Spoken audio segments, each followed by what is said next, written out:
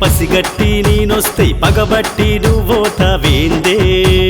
హే పిల్ల నిన్ను పసిగట్టి నేనొస్తే పగబట్టి నువ్వోతావేందే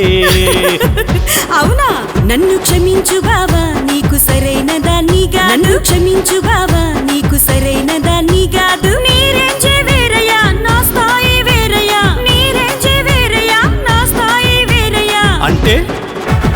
తాటి కమల గుడిసెలోన తల దాచుకొని దాన్ని కంజి నీళ్లు తాగి నేను గట్క సద్ది కట్టేదాన్ని సిరిగిర సీరాలన్నీ కుట్టి కుట్టి కట్టేదాన్ని